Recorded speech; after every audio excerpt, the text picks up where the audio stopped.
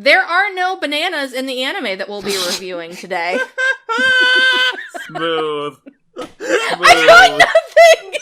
What else am I supposed to do? Do you always need to, like, segue? Is this always the case? It's an OCD thing, I have to find out. There's no bananas in this anime.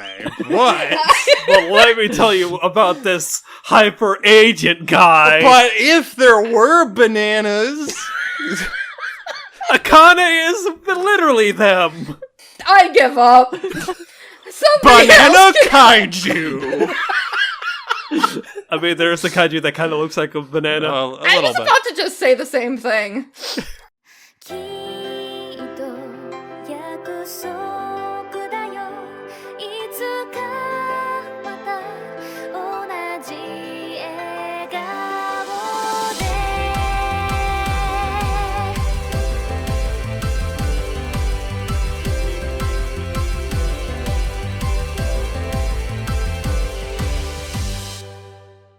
Hello, and welcome to episode 125 of the Annie Chat Box, where 5 friends snuggle up in a teeny tiny space to talk about all things anime, or in this case, 4 friends, snuggle up in a teeny tiny space to talk about all things anime. Honestly, I think it's a little colder without Cammy here.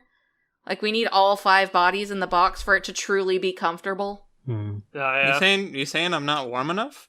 Huh? I'm saying Are that... you saying I don't got enough? You saying I don't got enough body heat for you? Is that what you're saying?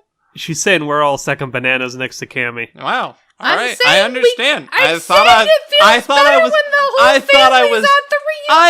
I was top banana. I guess I'm just Bottom second banana. I will get you an entire bunch of bananas. The person freaking out over fruit over there is my lovely significant other. Why don't you introduce yourself? Hi. I'm here again for I was about to say all of that, like, anger and rage and words, and then I introduce you and it's just, hi. Hi. I haven't been here. When was the last time I was on here? I do not recall. It's been a hot minute. Yeah, I don't watch anime, just in case you were all wondering. That's why I'm... Fuck anime. Yeah, haven't been here, because I don't watch that shit. So, hey. You did the prerequisite homework for today's episode. Yeah, I did that months ago, so I can be here today. You did. You were on episode 120, the summer splash tank. Oh, wow, that was, 4 episodes? Yeah, 4 episodes ago. Yep. Not counting this one. The one quietly watching our entire family fall apart is our lovely Jonathan Joestar. Hello everyone. Yes, I'm here. Just not sure how to contribute to the conversation about bananas and whatever. What is your favorite fruit, John? Funnily enough, bananas. Well, there you go. Now you've contributed. Look at you go. Craig, what's your favorite fruit? Why don't you introduce yourself to the lovely viewers at home? I like strawberries. I like the pound it. Strawberry. Pound it. Actually, never mind. We can't pound it because I remember you don't like bananas, which is sacrilege. So never mind. What do you mean? How's that sacrilege? It's bad. Everyone needs to love bananas. Yeah. I mean, if you don't like bananas, then you also can't enjoy. Even if you like strawberries, you can't enjoy strawberry banana flavored things to their full potential. Hold the phone. Which is what? Banana flavored things are fine. It's just the act of eating a banana actually does make me gag.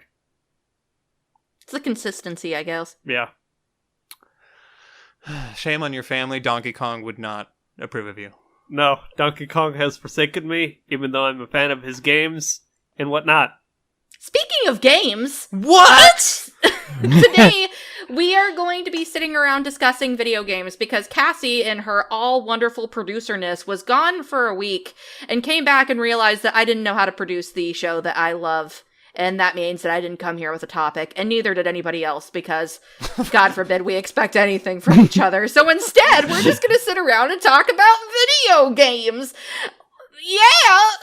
Honestly, it is pretty fun to just kind of sit back and talk about video games from time to time, and also plug things. So, for example, we talked about Fire Emblem 3 Houses recently on our Box Bit, so if you want to hear more about Fire Emblem 3 Houses, you can go and listen to that, or you could just stay right where you are, because it's the only thing I have to talk about.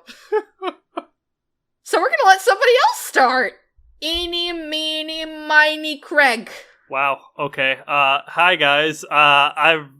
Video games are a thing, and I'm not horribly obsessed with Fire Emblem 3 Houses, like Cass is. Is this a call-out post? Jesus Christ. This is a call-out post. Cass, you need to diversify yourself and get into more games. Oh, shit! I did diversify myself. I went back and played a different route in Fire Emblem 3 Houses. Yeah, and then that is not diversifying yourself. That is doubling down.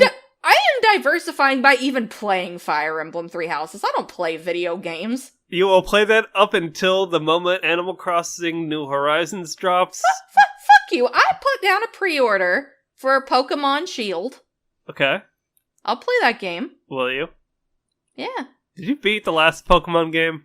I did. I beat Sun. Actually, I had Moon, but I was gonna say Sun and Moon, but I beat Moon. Okay. It took me a while, but it's the first Pokemon game I ever finished. Oh, there you go. Yeah, I've been playing the River City Girls, the game made by WayForward Studios. It's got a very unique art style. It's I don't know if it's like 16-bit or whatnot. I think it would be. It 16. Is not. It is higher than that.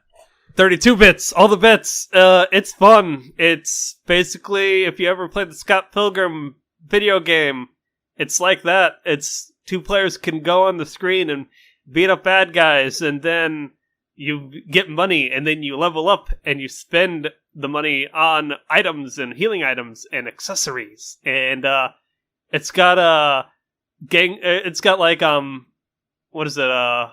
Gangster girls as like the protags, and it's really cool. I am playing as the brunette, which is Dom's aesthetic.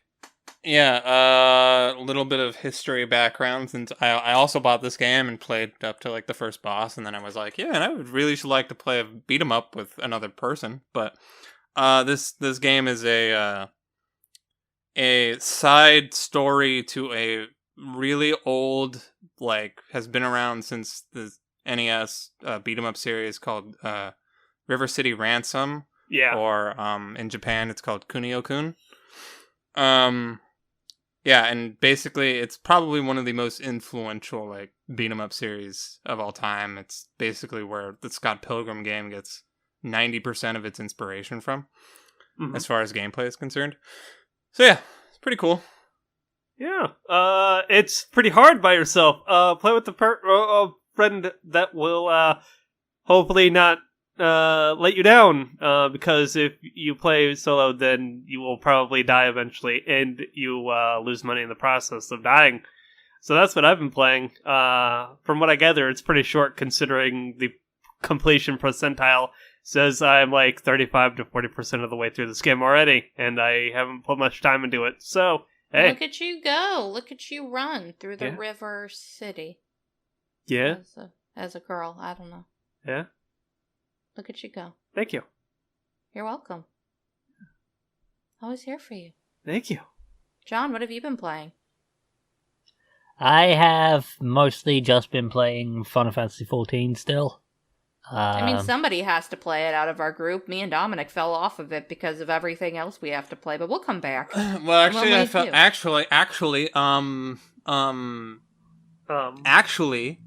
off of it because it's really hot in the living room for the past like month, and that's where the PS4 is. And I'm like, you could just pick up the PS4 and bring it back to our room. That takes work and effort, and there's no room on our desk because there's a ton of shit over here. I could barely fit this laptop on here.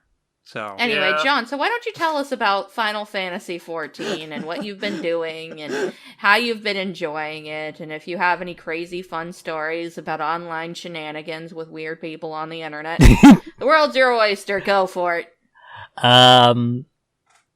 So I've gotten finally to the second expansion, the Stormblood expansion, and I'm also like I'm probably not even a quarter of the way through it, and I'm already level 71. So I'm way over leveled for where I'm supposed to be. I'm running through level 60 areas. You're a Wait, god so you amongst men. you already beat Heaven's Ward? I've already beat Heaven's Ward. I'm on Stormblood, and then there's Shadowbringers. I'm so behind everyone now. Now you need to go back and play Fire Emblem. Or not Fire Emblem, Final Fantasy. Go. I mean, I will eventually, someday. I've got 2 more routes to play in Fire Emblem Plus. Oh, of course. I mean, you don't really need to do the church one. It kind of sucks, but... Anyway, that's my continue, John. recommendation. Okay, I got it. As for online shenanigans, there haven't really been many, since the random pool party, thing that happened. I'm pretty sure I mentioned that last time I talked about Fun Fantasy. But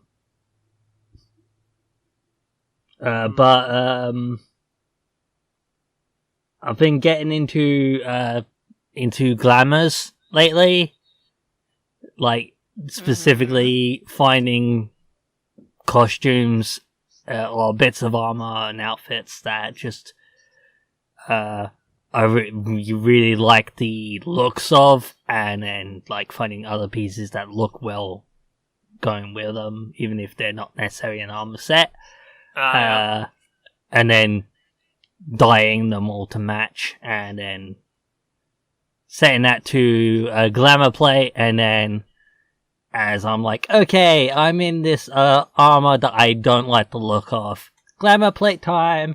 Now I look pretty.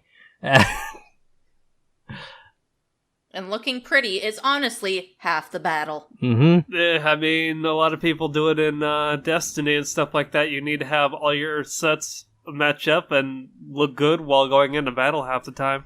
Yeah. I think for me, what's really funny is I play as a Lalafell, so it's always really funny when I'm just this tiny little creature staring up at a gigantic, like, monster or something, and I do my, like, stupid little pose, and everyone looks at him intimidated, and I'm like, yeah, fight for the little people. Oh yeah, the story cutscene. Oh, the story cutscenes are hilarious. It's great. Being a Lalafell is the best way to go. Also another friend of mine actually pointed out that the aura, the race that I play, at least the girls anyway, are very tiny. Like, I think they're actually shorter than the Mikote females. They are the tiniest beyond, I mean, outside of the Lalafells, of course. Outside the Lalafell, yeah, but... They're meant to be perfect, Eastern... Perfect. Archetype. Perfect Eastern? Yeah. Like, they're supposed... The auras, basically, are all based off of, like, Asian cultures. So, the females are all very tiny. Which is funny, because the males... are humongous. Yeah, the males are, like, really tall. The males are amongst the tallest of all of the races. Yeah. You can only go to one of each extreme with this particular race. And it's based entirely on gender. Yep. Mm-hmm. Fun times. I did find, I'm actually currently in an area where it's the black-horned auras everywhere. But, I did find a village that is entirely The steppe?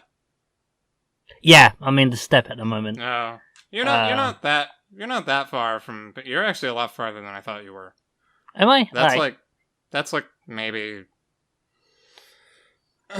Depending on how far into that area you're in, that's like close to halfway, little past halfway done with the expansion, with the base expansion at least. I'm helping out the mall. Run. I'm in the middle of a trial to get permission to fight for the mole in a big competition that's coming up. Oh yeah, then you're almost done with that area, I think. Oh, cool. And so I'm actually further in than I thought I was. Yeah. Well, look at you go. I am still in the first game because You gotta catch That's up. just how life is. But then there's It's not my fault. I beat the game, and then it's like, let's have a gajillion hours of extra content, and I'm like, oh, It's like a games as a service. It keeps going for The part, infinite well, time. I mean, the part after like A Realm Reborn, which is called the Seventh Astral Era or something like that. Anyways, it's like really long. I like counted the amount of quests that she has to do to actually get to Heaven's Ward. The end of A Realm Reborn to Heaven's Ward, like just the base A Realm Reborn, like the patch content that separates the two, is like 100 quests. It's a lot. It's near enough a expansion in and of itself. It just came out piece by basically. piece by piece. yeah, why not? I know there were also post Heaven's Ward. There was a similar section of additional content, which is collectively known as the Dragon Song War. Yeah. And no doubt there's post Stormblood stuff before I get to. Yeah, the Stormblood stuff is not that long though. Like, I did it in like a day or two. Oh, cool. Oh, there you go. I'm like day 567 of A Realm Reborn. You're chronicling like a journal this entire time. It's been day 275. There is no end to this madness. I've lost hope. I've been stuck in this loop. I go and talk to this person. They tell me to go and kill the monster. I've done it, but then they tell me to kill yet another monster. Has time progressed, or am I just stuck in Groundhog's Day? I really like the So Dominic, what if? Oh, sorry. Oh, what? Huh? I was about to say I really like the Paladin quest, the Stormblood Paladin quest section, because it has me go back to the Gladiator Guild, which I haven't been there in ages, and meet up with everyone from there again. Nice. So, just so we don't end up talking about Final Fantasy XIV for the rest of this podcast, Dominic, give us a change of pace. What have you been playing? Me, just been knocking out game after game. Even though my significant other likes to claim I don't ever finish any games. Just doing what Maybe chill? just doing what I do. Beat Fire Emblem 3 Houses a while back, started the Golden Deer campaign, but I'm putting that on hold because I know this month in particular is going to be pretty packed with quite a few releases. You could talk about the fact that you beat Tokyo Mirage Sessions recently. Yeah, I beat Tokyo Mirage Sessions even before I got Fire Emblem, and that game is fantastic. And they announced a new it's coming out on the Switch in re-release for January, Switch, and I'm super pumped. But I got Astral Chain when it came out, played that pretty obsessively, and beat it like yesterday. Yeah, you played it for like a week straight, right? Yep. Played it for like a week. It came out Labor Day weekend, so I played it like the entire weekend almost. And then finished it this weekend. Pretty good. Enjoyed it a lot. Don't think everybody's going to like it, but I enjoyed it quite a bit. I was about to say, it's been reviewed pretty well, but some outliers have said like, it's not Bayonetta or Nier. Well, it's a completely different game. Go fucking figure. Yeah. My only concern is, like, I was watching Dominic play that game, and I could not understand what the fuck was going on because of all the, like, technicolors and jumping around and stuff, and I was like, God, I hope Craig can actually enjoy playing this game in the later stages. When you get the final boss, particularly when you get later in the game, is, like, just pretty insane. I mean, it's not, like, a super hard game, so you can kind of go in and mash your way. It's like something like Devil May Cry is very technical. If you want to do really well in that game, you have to kind of know how to play it. Yeah. You know, if you're not playing on like something like a super easy baby mode difficulty. Yep. With so my mode, gotcha. Yeah. So with Astral Chain, even on the normal difficulty, as long as you're using what the game has given you, the tools the game has given you, You can generally come out pretty fine 99% of the time. I only ever had even the slightest bit of trouble on the final boss, and that was only because I went into it unprepared. Yeah, Well, I there you remember go. saying that. But, Actually, now that I think about it, John, if you want to play Fire Emblem, but without it being like a turn-based strategy game or whatever, you could just play Mirage Sessions because it's more of like an RPG. From what I saw, anyway. Yeah. Dominic can correct me if I'm wrong, but John doesn't like strategy? apparently. I mean, I'm still trying to like push that you should play Fire Emblem Three Houses because it's really good, and honestly, I think it's actually pretty easy when it comes to like the strategy turn-based part It's of the game. also got baby mode. Yeah, it does. It has baby mode for babies like me. So it's pretty easy, and it also has like the outside element of going around and like leveling up your supports and getting into all of the good fun times with your students and going fishing, and like it has so much to offer outside of that. But if you're still not willing to play Fire Emblem Three Houses, please do, though. I would really like for more people to play Fire Emblem 3. I mean, I understand it's a very popular game. Yeah, there's already like a bajillion people playing it. It's the highest selling Fire Emblem game. But I still think you should play it. But anyway, if you don't want to play it because of the strategy part of the game, then Tokyo Mirage Sessions is almost exclusively an RPG, from what I saw. Yeah, it's basically Persona meets Fire Emblem. Yeah. Cool. And it's got Idorus, which is fun. I'm just going to interject here and say, gameplay-wise, it's more like Shin Megami Tensei meets Fire Emblem, which was the original pitch, but that, just being semantics, I guess. I mean, I didn't say it. Please don't hurt me. I didn't do it. It was Craig. I'll fucking kill you, Craig. Bring it on, bitch. But yeah, you should totally check that game out, John. I think you might like it. It's got a lot of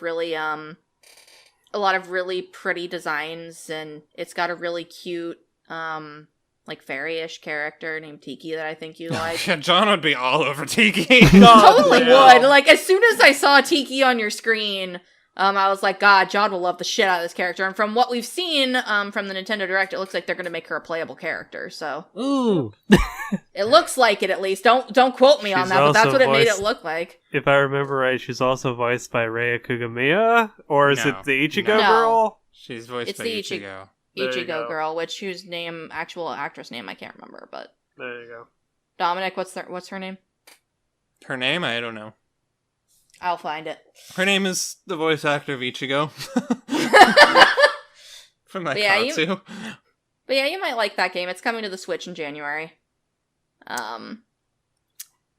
But yeah. Back to what else I've been up to. Yeah, go! So, like Craig said, I also downloaded Rivy Set Eagles. Rivy Set Eagles? Don't make fun of me! I'm trying to talk about video games. Morphed into River City Girls. Which plat did I play in Fire Emblem? Black Eagles? Like, it just all came into, like, one gigantic amalgamation of you trying to say one video game title. Anyways, I downloaded it, Why is it so hard to talk? I hate this. Okay. Maybe we should just go back to Fire. No! No, we're not! Everything goes back to Fire Emblem. No, it doesn't! Final Fantasy 14? No! I downloaded... Stop it! Let me speak! I downloaded... Or we could go back to River No! No! I'm trying to talk... Why does nobody respect me? I respect you, Boo. No, you don't. Don't lie to me. I'm the only one cutting you off. Anyways, what do you mean I don't respect you? Anyways, any fucking ways, I downloaded Final Fantasy VIII Remastered. I'm super excited about, even though I don't like that game legitimately. I only ironically like it. Everyone ironically likes Final Fantasy VIII. Yeah. It came out last week. Oh, fuck. Yep. And I'm super excited because you can turn off encounters, which is the only way to ever play Final Fantasy VIII. Like the original game has this thing where you can grind out an ability that turns off encounters, but in the new release, you can just turn it off automatically from the get-go. Don't have to grind for the ability and risk gaining experience that you don't want, and then beat the entire game at the default level of level 7, which is amazing. So, well, there you go. I'm excited for that. And, yeah. There we go. I said what I needed to say and what I wanted to say. Good. But also, you rediscovered something, Dom, recently. Huh? Super Nintendo games. Oh yeah, they added the Super Nintendo games to the Switch finally. Yeah. Thank God. So excited. Yeah, if you have an online subscription, you can play the Super Nintendo games for free. Started playing Link to the Past again, and I'm like, oh man, this might actually just be the best Zelda game ever made. Oh yeah. So good. So good. Ages like fine wine. It ages like a fine wine. That does. Some may say. The only real thing I have to talk about is Fire Emblem Three Houses, but I already kind of went on my spiel earlier. And if you want to hear more about what I think of Fire Emblem Three Houses, you can subscribe to our Box Bits tier on Patreon, and then you can listen to it. But basically, long story short, I really like Fire Emblem Three Houses. I think it's a very accessible and easy game to play for newbies to the franchise. I think that it has some pretty fun storylines. I think that each route so far has had things to offer that are very different and yet very interlaced within the story. And I think it's a really good game. So and I really wish that more people would play Fire Emblem Three Houses. Everybody should play Fire Emblem Three Houses. So what I'm hearing is basically... John, please play Fire Emblem Three Houses. She's relying on John because I'm not good enough, and You've Craig already played the game! Craig is never gonna do it, and neither is Zach. Nope. Why are you doing this? Why are you attacking me? You've already played the game. I don't have to convince you to play the game. I'm not good enough. What is that? What? Dom's second banana. I'm second banana. I'm just trying to get somebody new to play it. Jesus Christ! I'm just not good enough, guys. The verdict's in. Yeah, maybe you have a complex gonna this be episode. This is the second time this has happened. Gonna be demoted to third banana soon. It's always coming back to bananas. Okay. It all goes back to bananas and Fire Emblem Three Houses. Listen, I already made a case to Craig earlier today that they could borrow my Switch to play it if they want to, or they could borrow your game. Yeah, but there's a lot of other games. Greg's gonna be busy for a while. The end of this year is gonna be packed. I tried to make my case, and you've already played the game, and also John hasn't spoken a lot, so I'm just trying to get the boy to engage, alright? He went on in his not Fire Emblem. See, I'm really hooked on Fire Emblem. He went on his Final Fantasy talk with Final Fantasy 14. He sounded like he had a good time, and then he hasn't said a whole lot since. Let me have my moment here, Jesus. But yeah, totally as we can all see, Cassie has an obsession with Fire Emblem Three Houses. Yeah, so we're gonna have to bring her to Fire Emblem Rehab. You say that, but then I'm gonna be like, man, I can't wait to play Fire Emblem when I play Tokyo Mirage Sessions, and you're gonna be like, yeah, girl, get back on that Fire Emblem bandwagon. So what I'm hearing is, Cass, you're clearly playing Fire Emblem Three Houses right now, playing your third route. No, I am not. I have actually not even started my third route She's actually yet. taking a break. I'm taking a break. Because she needs to read manga, which she hasn't done. Yeah, exactly. I have read like halfway through the first volume of Yurikuma Arashi, and then I've been reading School Live, the manga, because I just felt like it. I also need to engage in my schoolwork, which I've been being very bad at doing lately. But yeah, anyway, long story short, we've all been playing a lot of video games. I hope that you at home found this topic interesting, if anything, to hear us all screaming at each other. In tandem. Bananas. There are no bananas in the anime that we'll be reviewing today. Smooth. I got nothing! thing? What else am I supposed to do? Do you always need to, like, segue? Is this always the case? It's an OCD thing. I have to There's find out. no bananas in this anime. What? Well, let me tell you about this hyper agent guy. But if there were bananas... Akane is literally them. I give up. Somebody Banana else can- kaiju! I mean, there's a kaiju that kind of looks like a banana. Well, a I little was bit. about to just say the same thing. Anyway, today...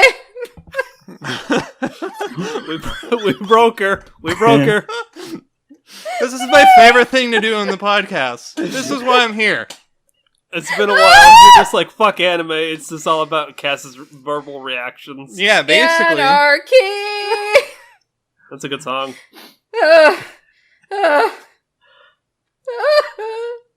Wow. Okay, Lucky anyway, is broken. today we're going to be talking...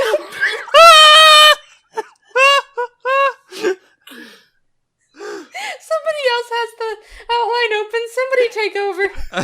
Somebody else do it. I don't have it open. I don't have it open either. Oh, everybody keep fucking prepared today. Anyway. Go, John, go. What are we reviewing today? We are reviewing John. S. You guys are awful at this. We're reviewing SSSS.Gridman by Studio Trigger.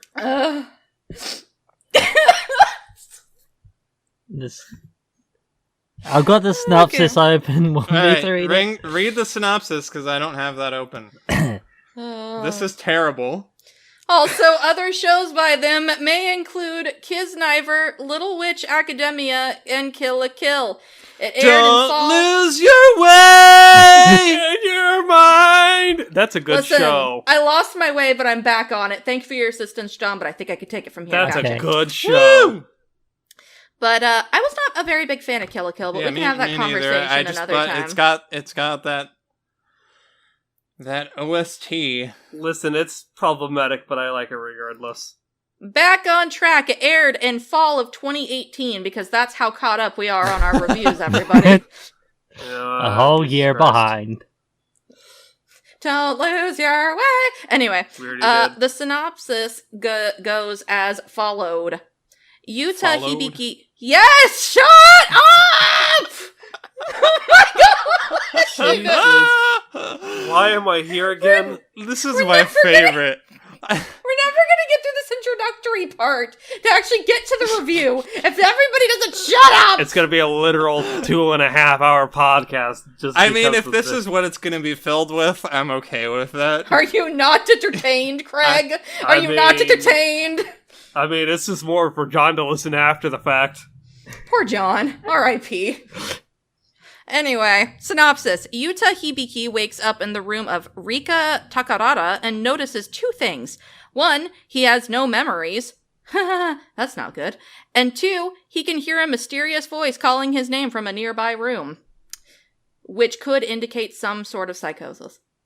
On further inspection, he finds a robot, which introduces itself as Hyper Agent GRIDMAN, behind the screen of an old computer. Much to Yuta's surprise, Rika cannot hear Gridman, nor can she see the ominous monsters looming over a thick fog as it envelops the town and outside.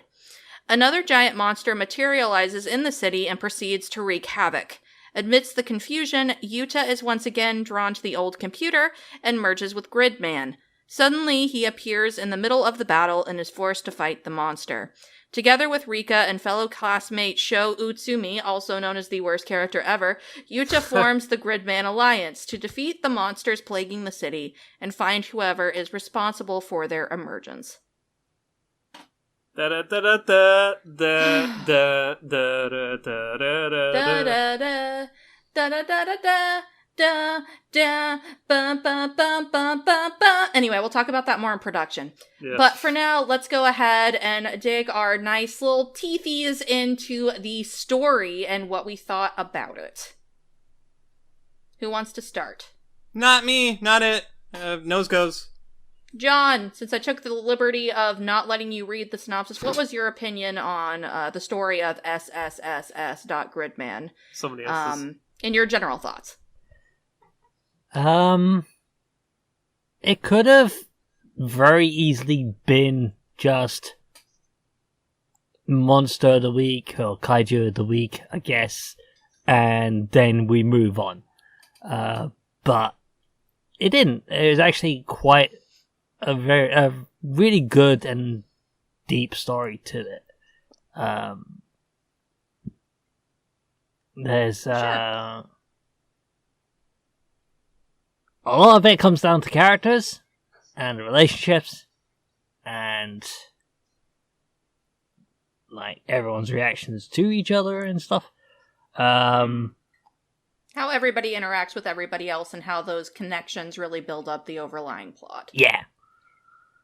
For sure, I'd agree.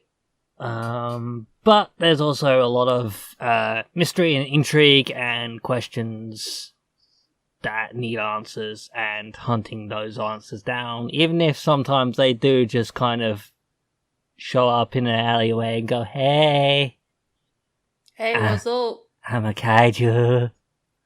I'm a plot device that's never explained, but hey! Ha! And we'll get more into that when I get to have my nitpicks of the story. But for sure, like, I think that you make a really good point that the show starts out seeming like a very monster of the week kind of grind, which, and to be honest, if it had taken that route, I still think it would have been a really good show. Yeah. How it embraces its monster of the week initial recipe is really well done. But like you said, it takes a really nice turn. Actually pretty early in the show, and really examines a lot of interesting interpersonal connections and mental health of the characters involved, which is a really good point. Craig, what did you think? I watched this each and every week when it aired way back when in the day, and I actually had to rewatch this recently in order to, like, kind of jog my memory about, like, the deep hidden layers, especially after you were like, yo, motherfuckers, the show is, like, the best thing since sliced bread! And I'm like, yo, I just remember it being pretty cool, and then the back half having some pretty cool elements.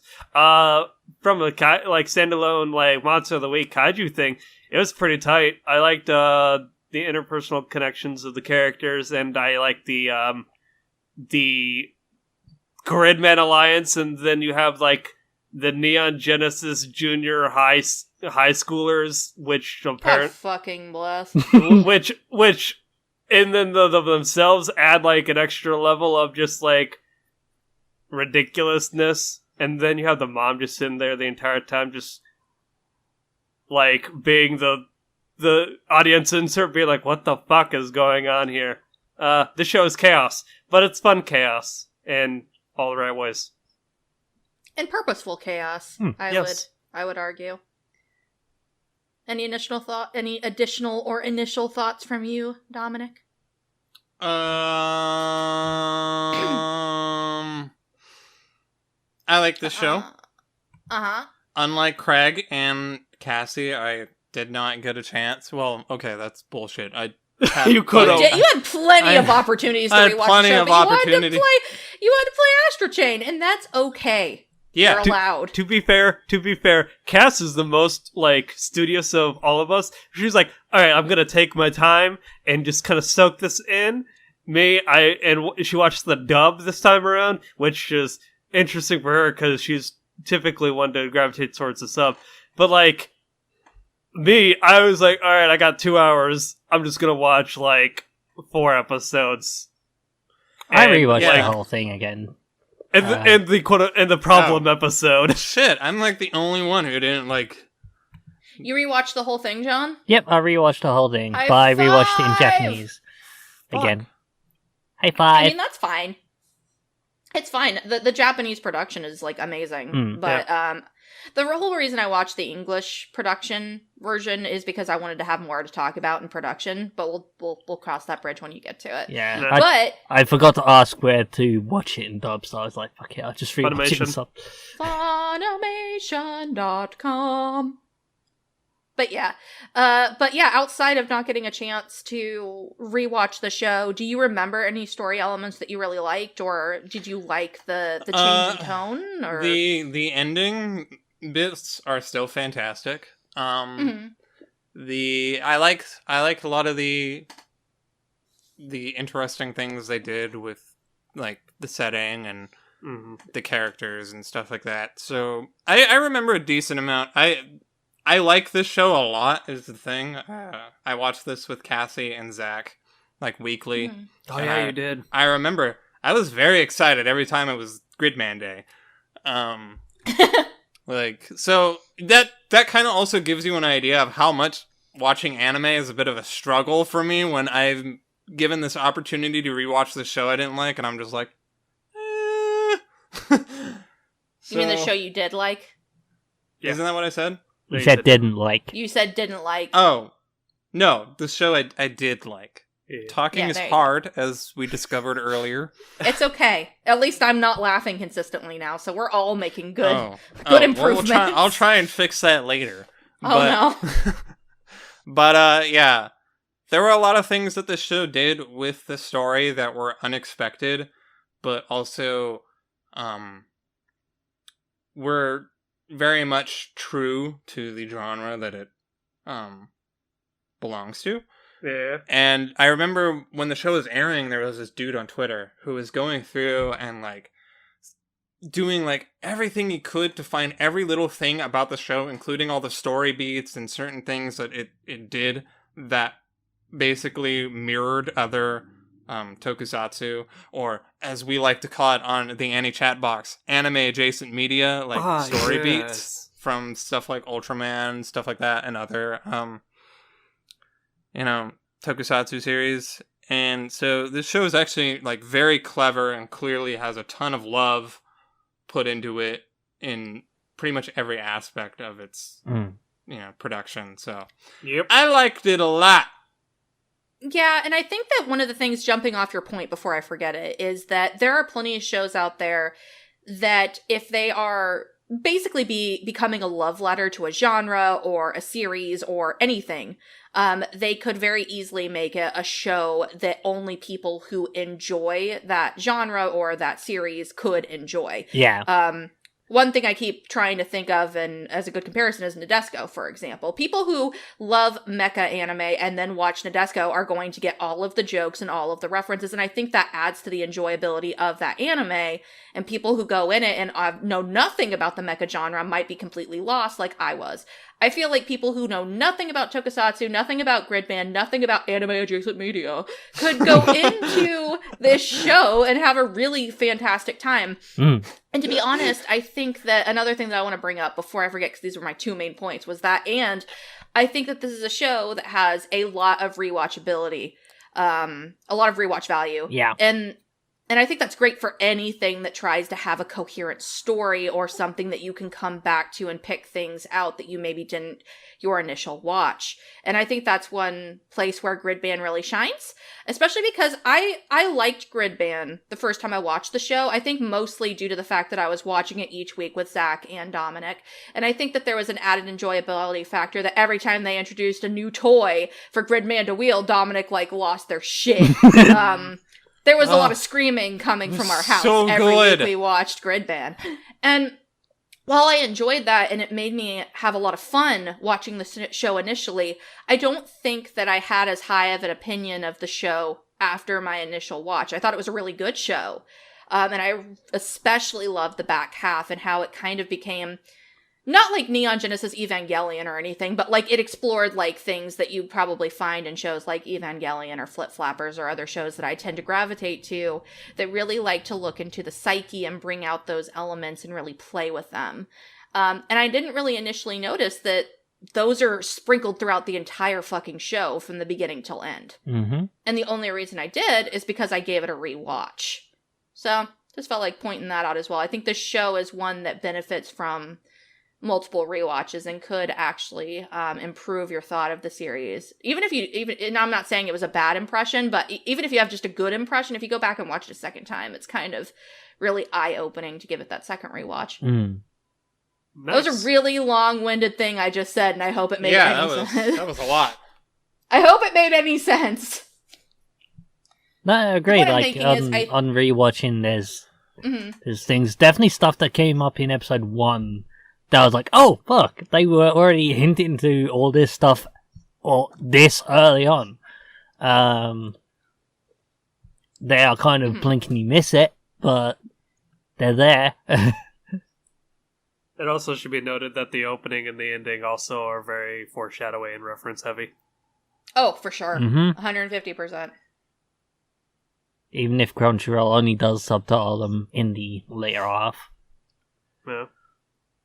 I mean, even if you don't know the song, which the song is perfect for this anime, and we'll get into that more in production, the visuals are very spoiler heavy, weirdly enough. Yeah. There's a lot of stuff that once you watch the show and then you go back and watch the opening, you're like, wow, that was goddamn blatant. Yeah. But that's the thing, like, Trigger or whoever did the writing on this show knew what they wanted to say, and they said it really, really well, but in times that subtlety was overwhelmed by all of the mech fights, or just fights in general. And I feel like on a second watch, when you can kind of still enjoy those aspects of it, but also inspect everything else that's going on around the gigantic kaiju battles, you realize how much of a complete show this is. I did have some lasting questions at the end of the show, both the first time and the second time through. Yep. But I don't think that that's a bad thing, because I think it's one of those left to your own interpretation kind of things, which I don't think is bad. Not at all. Nope. Anybody else want to hop on something in story before we move on to characters? I kind of was very long-winded and took up most of the space. You're good. Yeah, I was about to say, I think you basically covered all the points that I had. Even, like, watching the back half, I'm like, yep, there are certain plot points and threads that are just left open-ended, but I think that's kind of the point, considering the show kind of goes from Monster of the Week to interpersonal psychoses of certain characters. So interpsychic, like, my brain just died. It goes into a lot of the psyches of the characters, and more so than you initially think. I remember that before we went into this review, one of the questions that Craig asked me, and I guess this could be a good transition to characters, was Rika more useful or more of a character this time around? And I'm like, she was a character the first time around, but if you pay attention the second time, there's a lot of stuff going on with Rika throughout the entire show, and how she's feeling about, one, not being able to be on the battlefield herself and contribute in that way directly, but also with her relationships with Akane and with Yuta, and to an extent somewhat with Utsumi, but she is a very well-developed character. But I think that you see that more on a second time through. Man, speaking of Rika, you want to talk about her a little bit there, Dominic? Transitioning into characters? She's your favorite character, yeah? Me? Yeah. I gotta talk? On the podcast? Yeah. About anime? Fuck that. Yeah. Yeah, so, my favorite character is surprisingly Rika. Because I remember when I first started the show, I was kind of just, oh, she's alright, I guess. Yeah, she's cool. She got a nice character design, alright. Yeah. She's got nice thighs. I can appreciate that. Yeah. Thighs. Thumbs up. But, I think as a character, I really enjoyed her interactions with particularly Akane as well as the other characters in the show. And, I think as far as the human struggles of the show are concerned, like her little arc with Akane towards the end was without a doubt probably the strongest part in that aspect. So by the end of the show, like, I had warmed up to her, like, incredibly compared to the beginning. Because the beginning of the show, she has this kind of very, like, standoffish kind of personality. But there's a reason for that. And by the end of the show, she really develops incredibly well, in my opinion. So, it opens up to everyone. Yeah. And I think one of the other great things about Akane is that out of all of the characters, she initially, outside of Akane, is forced to really confront her own humanity and her own free will and her own free thinking more so than anybody else in the cast. Because you said Akane at first. I was confused. Sorry, I said in addition to Akane. Yeah. I think like she's the one who has the most time given to really examining her own humanity and honestly how she plays into her own personality and her own free will to be who she is. Yeah. And she is actually the first one who Akane reveals, without going into spoilers, reveals a big major part of the world they live in that really throws in, does she have any free thought? Does she have any free humanity? Is she even a real person who gets to make her own decisions? Yeah. And she is the first person who actually gets to have that conversation with herself, and then additionally has to choose whether she is going to share that information with others. And that's heavy. That's some heavy fucking baggage. The agency of choice. Yeah, the female characters and like the two female leads of this show are without a doubt, at least in my opinion, two of the most well-developed characters in the entire show, which is actually really great because in the realm of tokusatsu or anime-adjacent media, that's really, really rare. Like, incredibly rare. It doesn't happen. Boys club. Yeah, it's a complete boys club, so even if this is, Yeah, generally the girls are there to look pretty and occasionally be the damsel in distress. Yeah, but I feel like in this show, even though it's an anime and not, of course, tokusatsu, it's good that it takes a property that started out that way and really fleshes out and makes the female characters the driving force of the cast. It's also interesting to note, I think the director or somebody in the one of the main, like, cast, like, part of the staff of the show made a comment how they always wanted to make a show featuring a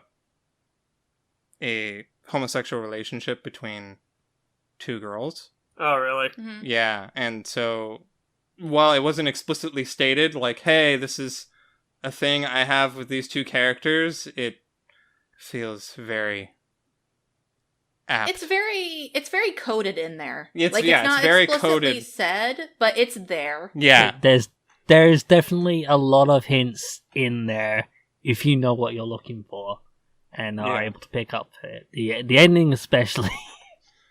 Yeah, the ED is especially like choreographed to show this relationship between these two characters. Yeah, so if you like that gay shit, Gridman's got it. It's got it there. It's not explicit, but it's there. I know that you also were a big fan of Rika, John. Is there anything that we haven't said that you really liked about her character or that you would like to reinforce about her that you really liked? I like that there's moments where she does actually stand up for herself. Like, there's a argument between her and Utsumi, and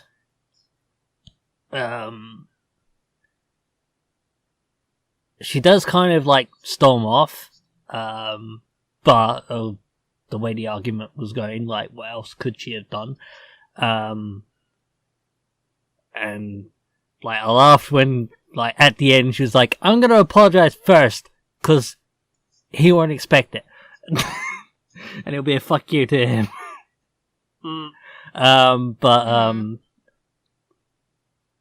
That argument was also, like, one of the first points where she does, like, start really, like, looking into her position in the group and, like, start wondering what she actually contributes to the group. So yeah, I mean, it's not all sunshine and rainbows amongst the main three, especially between those two anyway. But yeah, there's a lot of good in Rika. She's a good character. She's a great character. And even on a rewatch, there's definitely things I didn't pick up the first time that I did notice the second time. Or things that I, like, had been like told to look out for, that I didn't pick up the first time, that on a rewatch I was like, oh yeah, no, I see it now. For sure. As a devil's advocate to it, Craig, you said you weren't a huge fan of Rika, right? So why don't you give us a little bit of your views on her character? And admittedly, I wouldn't say I'm not necessarily, like, not a fan of her. I just remember, like, initially her thing was, as Dom described it, like the token female of the show. But as you all have pointed out, she's the one that kind of addresses the agency of choice, agency of free will. What does it mean to be a person? Individuality, questions of, like, her place on the chessboard, essentially. And really, when you size that up against, like, as Dom said, the boys, Yuta's literally a fucking plot device. Precious cinnamon roll who can do no wrong. And Utsumi is literally just fucking annoying. He's just a walking trash can. Yeah. Utsumi sucks. I hate Utsumi. But even by the end, I kind of, like, liked Utsumi, which is kind of like, I guess that shows a lot, says a lot about the show, that, like, even the character that I just kind of wished would disappear, or, you know, our antagonist would make people disappear. I kind of was hoping a kaiju would just step on him at some point. Which is ironic, because a line he says in the back half with no context is, I'm the representative of humanity. And I'm like, no, you ain't. Boy. I mean, he's trying to get his own layer in on the situation and provide something. And I understand his struggle. And there were some moments in the show that I did like him, but for all intents and purposes, he's a walking trash can. I hate his guts. Also voiced by Greg Ayers. In the English dub, yes. Yes. Gross. He was also a walking trash can. Yeah. But we'll get to that later. I know that you did mention Yuta at one point. John, would you like to give us a few lines about Yuta before I go on my soapbox, because I have a lot to say about Yuta as well.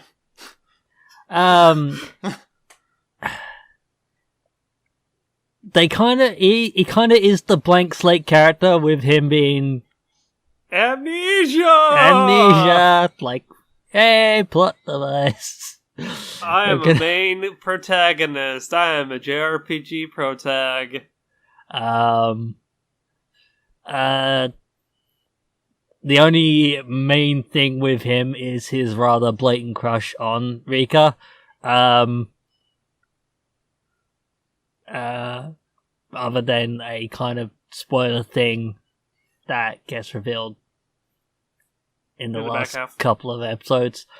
But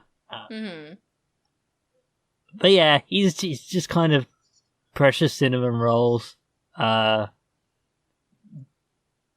Ends up watching the arguments unfold in front of him while, like, trying to be the pacifist in the group, even if he doesn't actually know how to do any of this.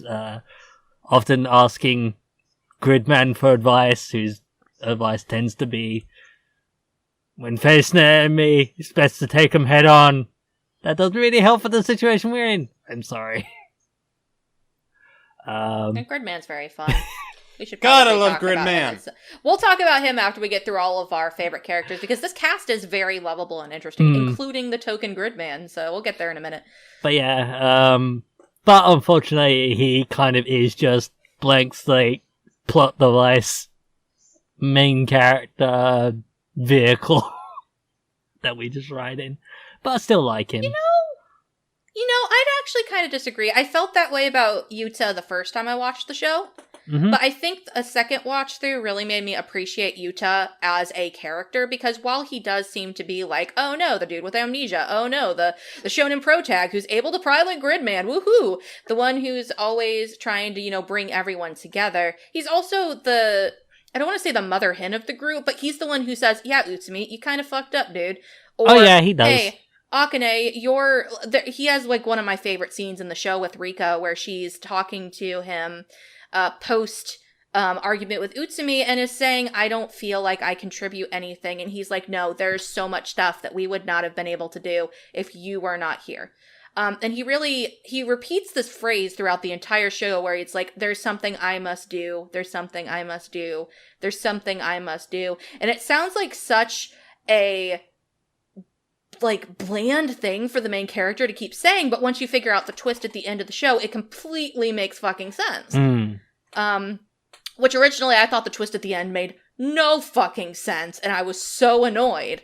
But the twist at the end that comes with Yuta's character, and without going into specifics, really is reflected in the rest of the show, including the amnesia and a lot of the other things that he keeps doing that you think are just, oh, that's just blatant, tropes of what the main character Boi would do. No, it all has a meaning and a purpose, and it kind of subverts the trope, in my own opinion. Now that you mentioned it, yeah. He's the fixer of the group. Yeah, sure. Without going into spoilers. Yep. Yeah. Fix it, Felix. He's a real great guy. So Gridman. Hold on, I haven't got to talk about my favorite character. Neither has Craig. There's 2 characters to bring up on our icons, yeah. Before we move on, though, does anybody else have any opinions on Yuta, especially from you, Dominic or Craig, since I didn't really give you time to talk yet? I agree with you that he's a very interesting and kind of subversive character for his role, even though he appears to be basically as generic as stale white bread. But he's actually not bad. Mm-hmm. Yeah. He looks like generic white bread, and then you get to the end of the show and you're like, wow, this is an amazing roast beef sandwich. I love this. This is really good.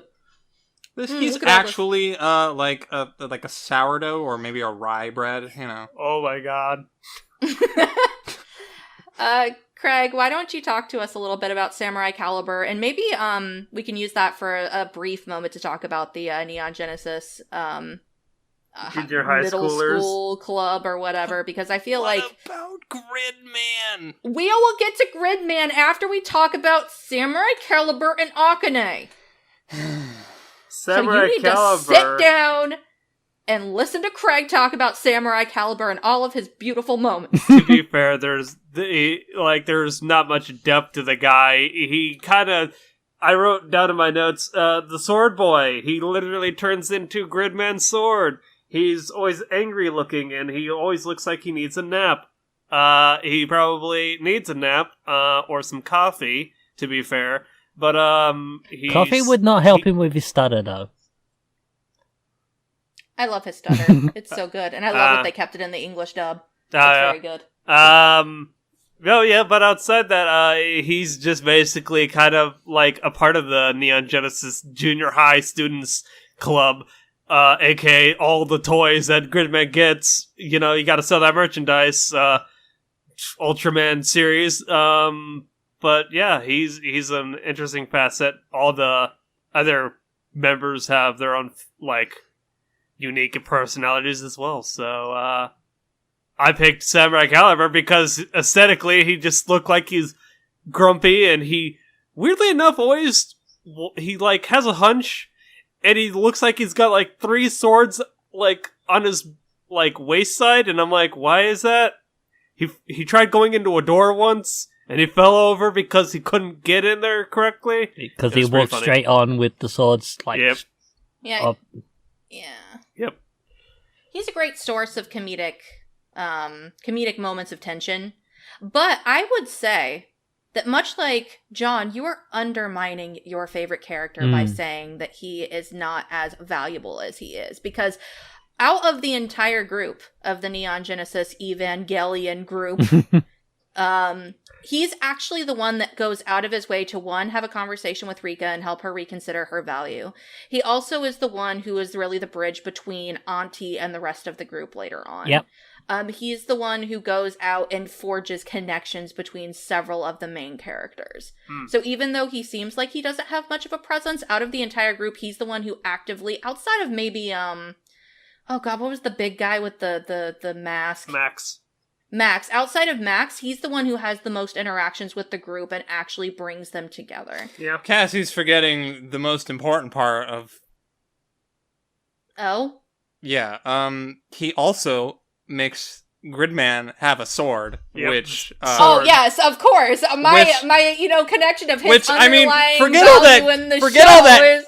Forget all that character bullshit. Who cares? He gives Gridman a sword, and it's super cool. It's gold. But yeah, I'd say out of the group, because I feel like two of the Neon Genesis group don't really get any character outside of their character tropes and adding to Gridman. Yeah. Which somebody can totally tell me I'm wrong. But I think that Samurai Caliber and Max are wonderful additions to the cast, and they're much more than the toys that they provide. Even though the toys that they provide are really fucking cool. I like Boar. Boar's great because cool. she keeps kicking Utsumi all the time. I mean, that's fair. Great. Good character. 10 out of 10. Anyone who kicks Utsumi repeatedly is good in my book. But no, yeah, I do agree that, like, Samurai Caliber and Max definitely are the more developed of the Neon Genesis high schoolers. And middle schoolers. Was it middle school? Jeez, John. I thought it was high school. It's middle schooler. Oh. It's middle. Oh. Which makes it more hilarious, considering they're all obviously much older than that. Supposedly.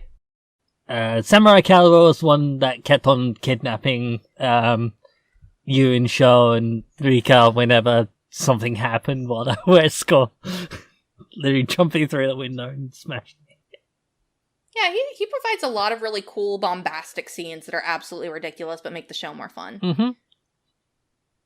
Now, before we move on to our titular character of Gridman, the namesake of the show, I need a moment to talk about my favorite character, so we're getting there. We're getting there, honey. More like 20 moments. Okay, listen, I'm not 30 minutes worth of the soapbox. Okay, listen, I could have an entire fucking podcast dedicated to just Akane's character, how developed she is, how interesting she is, and how the entire story warps around how she speaks, how she feels, and her deteriorating mental state. This is a fucking grad paper of a character. I love her. I could write an entire thesis paper on her, but I will not do that today because we do not have a whole lot of time, and I want us to be able to talk about other things and other characters, so shh! Anyway, a few things I do want to highlight about Akane's character before we move on is that she is a female antagonist. Not really a spoiler, because you find out in episode 2. Yep. She is... It's interesting because a lot of female antagonists in anime that I have seen normally tend to depend on their sexuality or their sexual advances as a way to make them become people of power. And Akane is not an exception to that. She uses it as a tool in her toolbox, and I think that sometimes it's really well done in the show, and sometimes it's really not. But she also has a lot of other things going about her that are really cool. For one, she is a female character who is really into kaiju and the Tokusatsu series, which it's often it's often mentioned in the show like, oh, girls aren't into this kind of thing, that's not possible. And then she'd be like, actually, no, let me show you how cool this shit is and how important it is to me. Also, as the show goes on, you realize that the kaiju are not just an interest to her, but also a mechanism for exuding her negative emotions. And that is a big plot point in a plot piece in the show, and it's really cool. She has an amazing design. It is. You could almost say it's a metaphor. Yeah. It's a metaphor. Yeah. She also has an amazing character design, which we'll talk about later in production, but I think all of the characters in the show have amazing character designs. But I think that one of the things that's really cool is that she's able to change her image at the drop of a dime.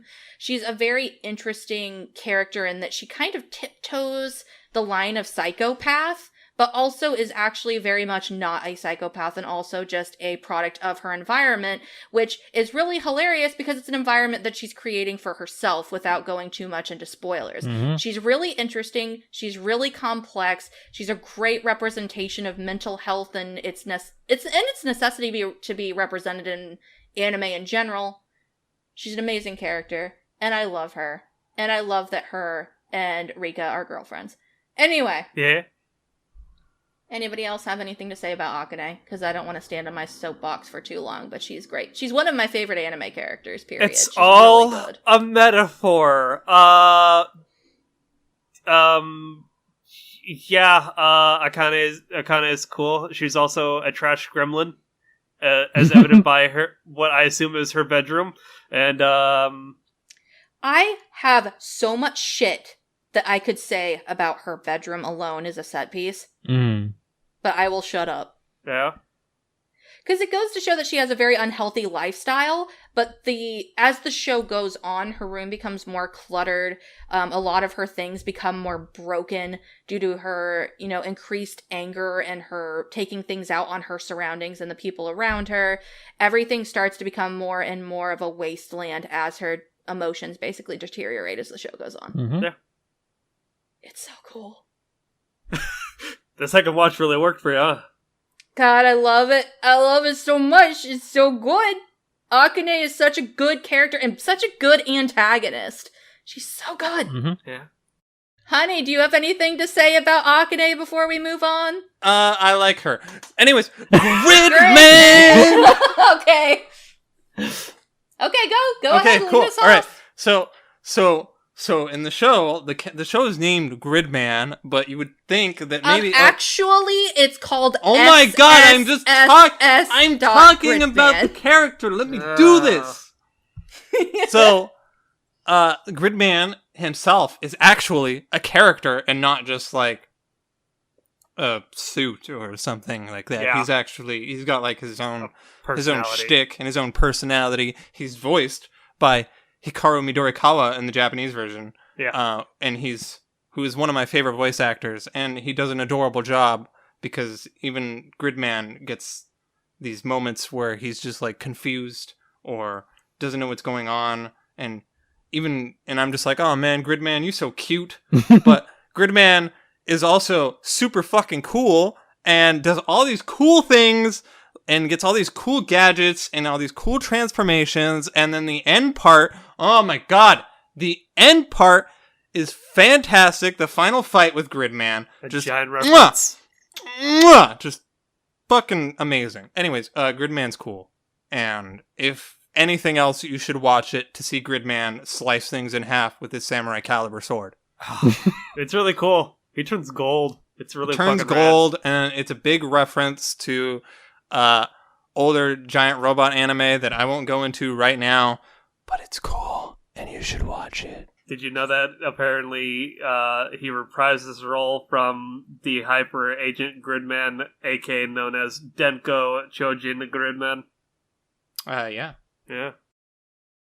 The good thing is, I know nothing about Gridman, but I still thought he was cool. Mm-hmm. Yeah. And again, this show is very accessible for people who don't know how cool the references at the end of the show are. It's still a really cool transformation that you can enjoy as somebody who knows shit about Gridman. Luckily, I had someone sitting right next to me who knows everything about Gridman that I need to know, and let me know on both my initial watch and my rewatch that, hey, that's a reference to the original Gridman. Just to take note.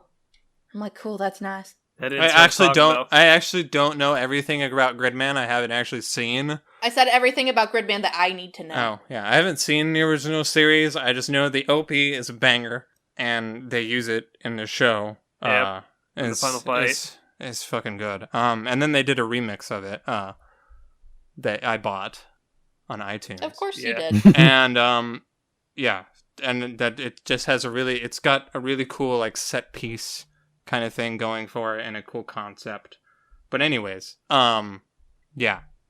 Gridman's great. Gridman. He's cool. Top tier. Like I know we're talking about the characters and stuff and like the people, but the show is called Gridman, so I have to get on my soapbox. I mean, that's fine. And talk about Gridman as the big picture.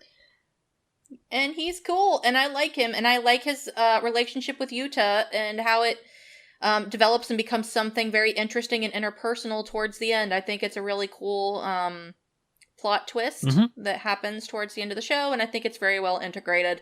Doesn't seem so on your first watch, but your second watch, it's pretty good. Yeah. Or it might be on your first watch, but for me, it wasn't. And I think that he is a really cool set piece, and the show would not be Gridman without Gridman, so there you go. Gridman! He's very good. I also like how his character design changes and shifts as the series continues. There is another character that I think I appreciated a lot more on a rewatch, and I feel like we do need to talk about them very quickly, and then we can also, poke a little bit at the side characters, because I think they're good too, but Auntie is a really cool character. Yeah, I like Auntie is really Auntie a cool. lot. Yeah, Auntie's good.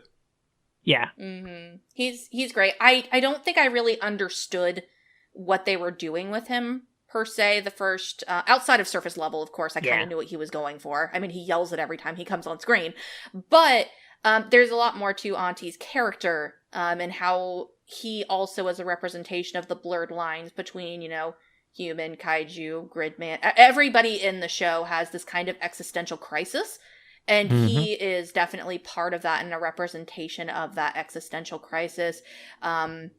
It is almost a complete foil to Gridman's character, who, of course, is constantly stating, there's something I must do, there's something I must do. There's also something that Auntie feels he must do through most of the show, but is able to subvert that by the end, and I think that that is really cool and interesting, and I didn't notice it the first time through, and I think that I was an idiot, and he's really cool. Yeah. And I love him. You love him? He's such a complex character that does not seem initially complex, and I love that. He's a boy that needs a good meal and a hug. And a bath occasionally. Just a little bit. I was just about to mention the bath as well. Honestly, I wish I had the level of, food intake that guy does. I wish I could inhale my food that quickly. Yeah. I mean, listen. I already inhale my food, but only if I could do it more animalistically, guys. Wouldn't that be fun? Wouldn't that be more fun on dinner dates? Yes. Dom, I just want to see you in a restaurant, fancy restaurant, trying to eat like Auntie. He's my role model. I just want to see it comically done for the effect, and then after that, be like, okay, cast, never again. But yeah, Auntie is an amazing example of a foil character. Yeah, to Gridman. Yeah, to Gridman. And also to an extent to Akane as well. Yep. Yeah. And Akane is, ironically, Akane is really the person who gives him the initiative to really view himself in a different light, when she's the one who really gave him his initial mission and initial reason for being. So their entire relationship is also something I could write a thesis paper on, but I'm not going to do right now while we're on the air. That would be dumb. Yeah. No. We'd be here forever. Yeah, anybody else have anything to say about Auntie before we kind of maybe poke at a couple side characters and move on? He turns into the other really cool thing that I won't mention because it's kind of spoilers, but it's still hype! Auntie's got some cool shit too, and I love his ending as a character. I love how his story basically ends. It's good. It's good. That's all I have to say. Side characters? Rika's friends I liked a lot too. Haas and I can't remember the other character's name. I liked Haas the most out of the two of them anyway. I thought that they were really fun, other chorus characters that kind of just reacted to things or commented on Rika towards the end. Yeah. Had some really cool one-liners. Yeah, I think so. But yeah, I thought that they were really nice, fun side characters to have around. Upon the second viewing, I just noticed it's just oh yeah, one of her friends always has that mask on constantly. I'm like, that's Haas. Girl, are you That's sick? Haas. That's Haas. No, she's not like sick. They actually put that out in the series, the rafting episode. It was should you be rafting while you've got a cold? No, she's not sick. She just likes wearing it. Huh? Yeah, it's just an aesthetic thing. Yeah. Which, to be honest, I kudos to her if she's doing it for aesthetics, because I had to wear one of those masks when I was in China constantly, because I was constantly sick and the air quality was bad, and I wasn't able to go to class unless I wore one of those masks, and they are the most uncomfortable fucking things. And I know you gotta have moments where you really give up your comfort for fashion, but come on, girl. Yeah, Anyway. I can get that. I also want to give shout-outs real quick. I just remembered this to the mom, Riko's mom. Yeah, she's cool. She's cool. A giant a reference within the reference. She's very meta in the Japanese version. In the English version, she's very okay. Just want to let you know that. The same voice actress as Haruko, who's Gynax and FLCL, which again, and she was in Space Patrol Luluko. She's got the earring, which is basically that alien girl, has that third eyeball on her head. So, hey, there you go. But yeah, we're actually running pretty long as is, so I'm gonna go on and drive this car straight into a wall. Production. The fight choreography is fucking on point. CG, fucking sick looking. I actually was rather impressed with it.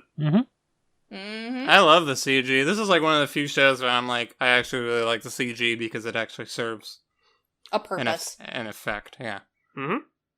It's like the lumbering, like, hulky kaiju actually get pretty well represented, especially as you watch the first episode. You're like, man, this seems like a low frame rate. Nah, man, that's how, like, old rubber-suited, like, kaiju walk around. You watch Godzilla, wonder why he looks old Showa Godzilla. He walks around really slow. Yeah, it's trying to emulate that.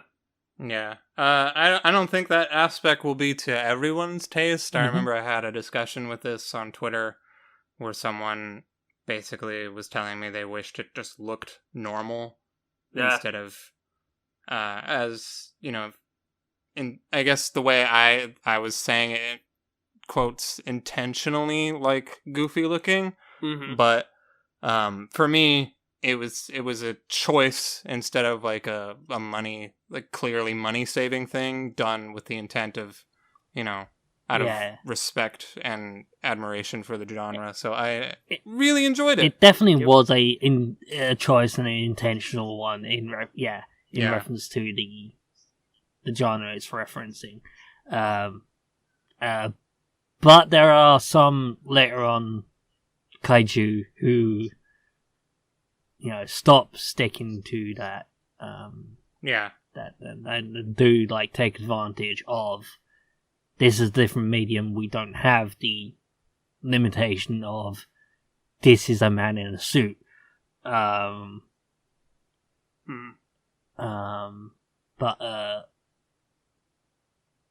there's definitely a lot of good going on with the CG fights. They're really enjoyable to watch. For sure.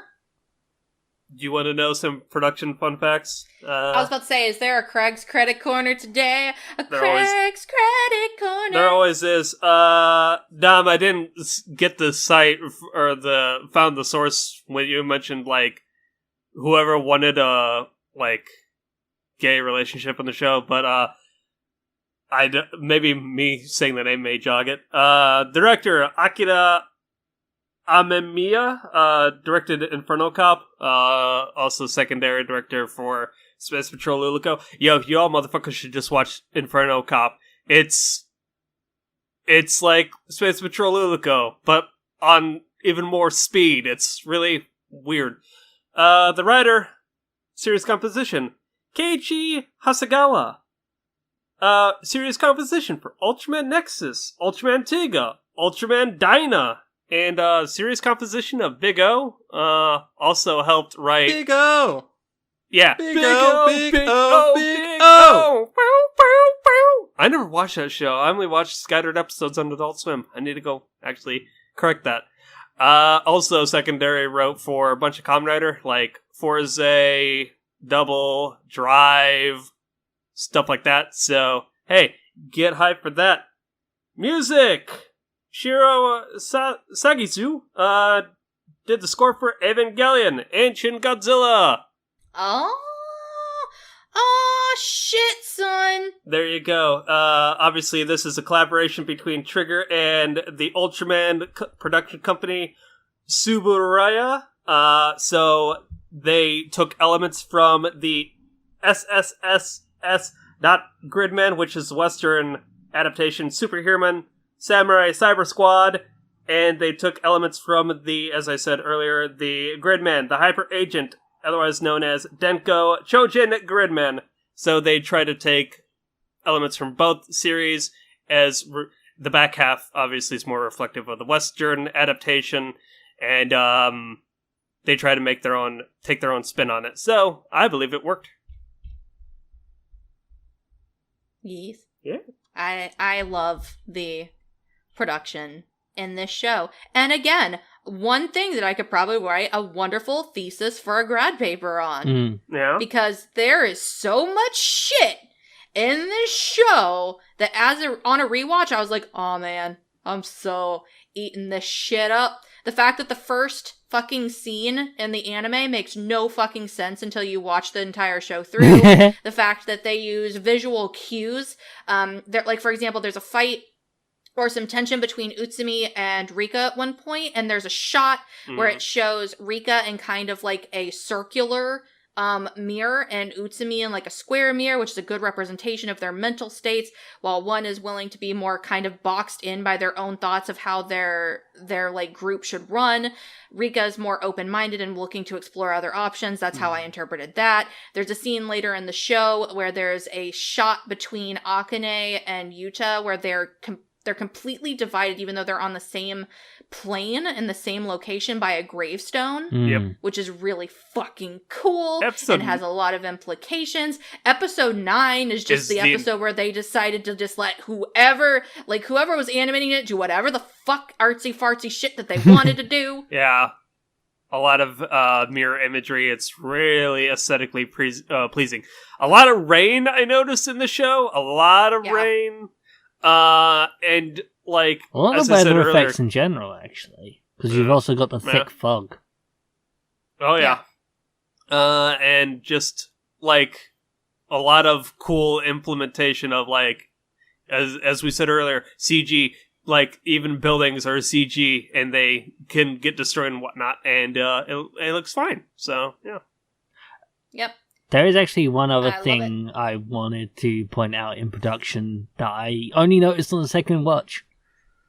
So earlier we mentioned all the toys that Gridman gets. I only noticed it on one of them, the truck that becomes the arms. But Max. Yeah, on Max. They actually have in the design the clips where the two half of the truck splits into the two arms. You actually see the clips that would hold the two halves of the toy together in the design. They're kind of blink and you miss them, but they're there. Nice. The designs also in general are just really nice for the like characters and set pieces. Like everything is just taken into such care. I especially love the eyes and how the eyes look. Oh yeah. I cut you off, Craig. Go ahead. Oh no, I was just gonna agree. I like the character designs. They're bright colors. Basically, I like a lot of the kaiju designs. Some of them reappear, but they get modified and outfitted with like enhancements. And as John was saying, a lot of the Neon Genesis junior high students squad, essentially, the toys, all are distinct, different land vehicles, air vehicles. One is literally a sword, best boy, and make Gridman a giant fucking golden god that can, slice through anything with a single hit. It's pretty fucking rad.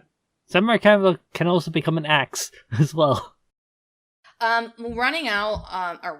Running back with what Craig was talking about early on with the music and the composition of the show. Yeah. They have a really, really cool mood set by the music and basically every single scene. They also do this thing where they put the opening in like random big fights. Yep. The good hype moments. They have a really good eye for when music needs to cut in, when it needs to cut out, when there needs to be a different kind of mood set. It's really, really done well. The sound direction, the crunches of the kaiju, the explosions, everything is done with such care. And the opening and ED are absolute perfection and fit the show to a T. It's good shit. Also, the different noises the kaiju make There's one in particular that I want to mention, but I think I need to save that for spoilers if we have a spoiler. If we don't, I'll bring it up afterwards. Yeah, I noticed something about the different noises the kaiju make anyway. Yeah, and I think it's done purposely. There's like one of the final kaiju they fight that basically sounds like they're like screaming in agony. Yep. And it's done very well. Anything else for production? Nope. I believe we all covered the bases of it.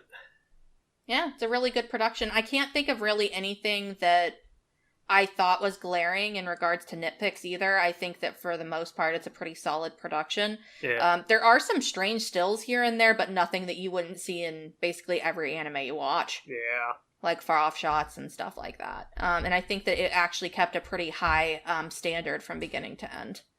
I got one more fun fact for you. This actually was this project was announced in 2017 along with Darling in the Franxx and Promare. So hey, I don't know if they shared any assets or like any of the team between all three projects, but hey, it's pretty cool that Studio Trigger is essentially like spreading its influence and becoming a little bit more mainstream to like announce other projects and stuff outside of Japan. So yeah. One other thing I wanted to talk about, and then we can roll into final ratings, is as well as that I listened to both the Japanese and the English dub for this show. I think the Japanese is absolutely fucking perfect. Yeah. I think all the Seiyu did an amazing job, especially Akane's voice actress, who I'm a little biased towards because I'm biased towards her character, but she has a lot of range of emotions, and I think that they did a really amazing job. Same with Rika's VA. Yeah. I think that the females really got to display their pipes, as it were. And I was appreciative of that. I think I have the same feelings in the English dub. I think that it's not as enjoyable to listen to all the time as the Japanese was, particularly in regards to Utsumi, because I'm a little bit biased and I don't like that voice actor. But I think that everybody else did a really good job. I think that my brain just died, but the samurai dude, my brain just died. Craig's favorite character. Samurai Caliber? Thank you. Samurai Caliber was a really good, had a really good showing, and Rika's voice actress did an amazing fucking job. Yeah. I think Akane grew on me, and I think that Yuta grew on me as well, but I think that some of the voice actors and actresses were better than others in the English dub, but for the most part, it's a pretty damn solid dub, and I'd recommend people to watch it if they like dubs. Yeah, there you go. There you go. So everybody ready to move into ratings? Yep. Let's see, I think, Craig, you passed this show, correct? I did, way back when. Okay, so you get to go last. I haven't heard you talk very much, Dominic, so I'm going to let you go.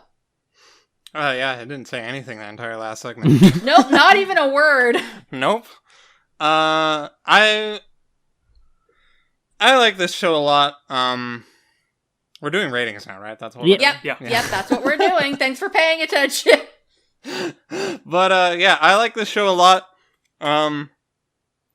Even as someone who didn't watch it 2 times. Thinking about it again, it has a lot of qualities and just aspects that appeal to me personally as a fucking gigantic child. And then it also has a lot of other things that are much deeper than that and much more engaging than that, I think, to the average viewer. So, yeah. Gridman's really great. I like it a lot for introducing, like, tokusatsu to a slightly more mainstream audience, because I think before this show really came about, a lot of people, it was really not on anybody's map. So, yeah, Gridman's great. I loved it a lot. I had a ton of fun watching all the fights and seeing every episode pan out. It was one of my most hyped shows of last year. Yeah. I also told Craig that if he wasn't going to pass it, I would personally murder him. So I don't remember this, but I'd believe it. So, yeah, I give it a love it. Damn, that's high praise. Oh, I thought you were going with a like it for a while there, because you were like, I like this show, I like it. Yeah, same. I thought it was going to be a like it. Lead you into a false sense of security, and then, throw out the surprise, Yeah, That's what I do. Nice. John, what about you?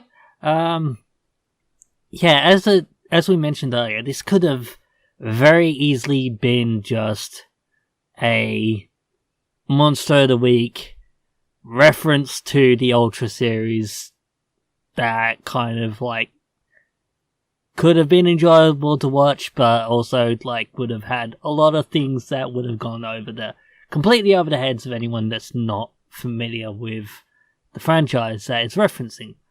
But instead they decided to put a lot of care into the characters and the story and just make it a really good series, even if you are completely unfamiliar with tokusatsu in general at all. But there are a lot of references, and I picked up on some of them. There's things that I know are references, but I don't know what to. But I think that just ends up being another level of enjoyment on top of this already fantastic series. There's a lot of care put into this series, a lot of love, and it's just overall a really good series, and I cannot recommend it enough. So yeah, I love this as well. Nice! Brad. Before I roll into my rating, I just remembered that Dominic had our recommendation for today too, so I'm gonna go ahead and cycle back and let them give their recommendation. Yeah, forget I do that when I'm rating it. I did too. My brain just. Yeah, my recommendation for this show is Samurai Flamenco, which was actually a very controversial show when it aired. Yeah. It's also like SSSS.Gridman. It's very steeped in tokusatsu, like media Sentai. and Sentai. It basically references every major franchise that there is. It starts out seemingly normal, quote unquote, and then flips into something almost completely different at least like 3 or 4 times. Yeah. To which a lot of people would say that is something that turned them off from the show, but I think if you stick with it, it becomes worth it. And it's also pretty fucking gay. Woo! Oh yeah, I do remember that. Really good opening by Spire too. Yes. It's gay for guys and the girls, if I remember right. Oh yeah, there's it's got both. Yeah, it caters to all your gay needs. It's interesting. God bless. It's interesting. I remember watching that show and I never finished it, but like the first, there is a turn, and I'm not gonna say when, but it goes from like, if you ever watched the movie Kick-Ass, it's like that, like a normal guy trying to do right and fight justice, and then it just fucking loses it, and then gets really into the genres that it, like the creator, I think it's an original, where the guy's just like, original. Yeah, like the director really just wanted to be like, I'm going to create a love letter to all things Toku, mostly Kamen Rider and Super Sentai at that rate, but there's yeah. some Ultraman in there. Oh, is there? But, okay, I didn't get there. Yeah, it's later. Nice. But I think the only thing that really is a bit of a knock against the show is it's not very well animated. No, I remember the studio that did it. Like, they were starting to run out of money at that point. I think it's the same studio that worked on the anime Gangsta. I'm looking it up right now. Keep talking. Yeah, Dom, go. But yeah, so it's one of those cases where the show looks not that great, but is carried by its content more than anything else. Yeah. But yeah, I like that show a lot, and it is something that I think people should look into if they're more interested in this kind of media. Anime-adjacent media. Anime-adjacent media. Samurai Flamenco was done by the studio Man Globe that also did Dead Man Wonderland, Samurai Champloo. Yep. And some others. Yep. World God only knows. So I mean, they do have some pretty high budget shows in their what's it called, in their resume. Yeah, this one was just not one of them. That just wasn't one of them. But yeah, for sure. I have never watched that show, but it does sound interesting. Moving on to my rating for the show. I think that if I had rated this show based just on my first viewing, I probably would have given it a like it, because I did. I enjoyed it from week to week, especially hearing Zach scream about it and Dominic scream even louder. I'm so upset he's not here. I'm kind of disappointed too. I expected him to be here. And especially because the thing that really made the second half really enjoyable for me the first time was that me and Zach were like on the side, like theory crafting, like, what does the box cutter in the opening mean, Cassie? I don't know, Zach. This is what I think it means. And then they're like, right. Well, it has to mean something. So then we were going through that, and then we were trying to figure out what, the city they find later, without going into spoilers, is we were theory crafting about. The whole second half of the show was so much more interesting to me than the first half, even though the first half was still pretty damn good. Now, the second time I watched the show through, I realized that the first half of the show is just as well thought out and interesting and theory craft worthy as the second half. Mm-hmm. There's a lot of stuff that's just not hidden in plain sight, but that's what makes Gridman really special. It's a love letter to the Tokusatsu series and to Gridman, the original, but it's also a love letter to people who just love goddamn good storytelling. Mm-hmm. And I think that really makes it shine above a lot of the things that are in not just Trigger's catalog, but just its genre. I think that it's a really good thought piece. It's something that I really enjoyed going back through, and it would be something that I'd love to have a box bitch just to sit down and talk about it a little bit more, to be honest. So, I mean, I love the show as well. I think that it's definitely something that benefits from a rewatch. So I don't recommend the show. I recommend the show twice. Watch it twice. Oh shit! Damn. Like, don't just watch it the first time. Watch it the second time and be mind blown, just like me. Don't be like me. I mean, you were already in love with it from the first watch, so you don't need it. I guess that's true.